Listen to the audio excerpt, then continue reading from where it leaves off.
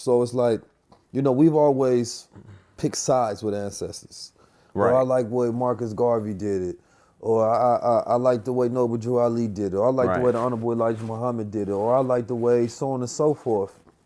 But there's never been a people who've done that, you understand me? Because what they realize is that we come from all of them. And once you realize that you come from all of them, then you evolve, right? By taking all aspects from what our ancestors have taught us, because these are our ancestors. When we talk about tapping into our ancestors, you're not getting past Noble Drew Ali, Marcus Garvey, and Honorable Elijah Muhammad. You understand me? Like, you're not going nowhere until you tap back into your foundation. And so when you do, though, you start to see that they had a myriad of solutions and they had a lot of knowledge that was esoteric, occult knowledge, right? Theology that was embedded into it that really shaped the fabric of American culture today. Let's go to what Marcus Garvey was trying to do back in those days. You understand me? Buying his own ships, giving out stock certificates, right?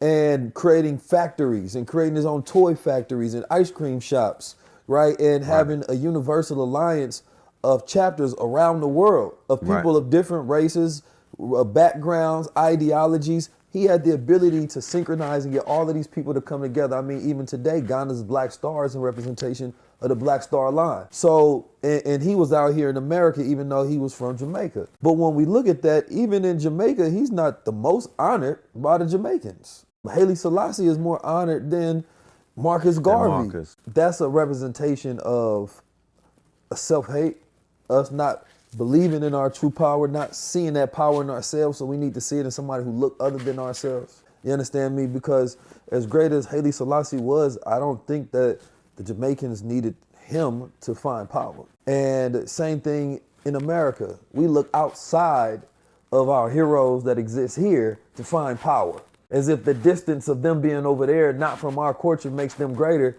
when you're not going to be able to get past the ancestral line that was here. Even the people you disagree with, Yahweh ben Yahweh, Father Divine, the brothers that you look at that had riches. You're talking about before there was Jay-Z's and Diddy's and Tyler Perry's and, the Oprahs. There was already Madam C.J. Walker's, right? And other black men and women who had millions of dollars, influence, social impact.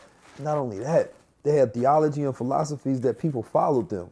Like the brother Father Divine walked around telling people that he was God. And he had black men and women in a time of segregation following him and giving him money. And he telling them, we be talking about, holding your sacred energies. He said, y'all can't have sex.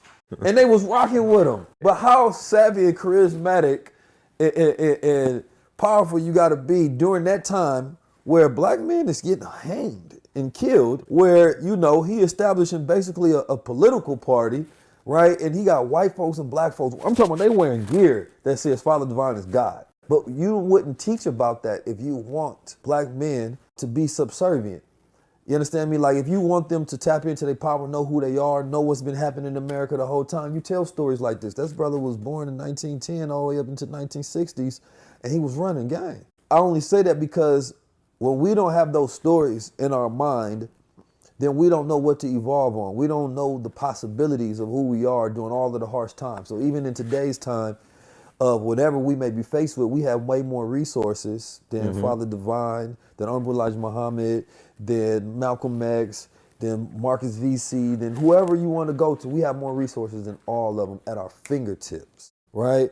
And on the movie I was doing with Wall Street Trap, I talked about collective intelligence. That most dangerous thing that we have, of course, in our culture is individualism and distractions. But the individual self creates a pride around only self-accomplishments, not in the extension of what we add. But once you add back into the ancestors and you look at it as a collective system, now you're thinking about contribution, right?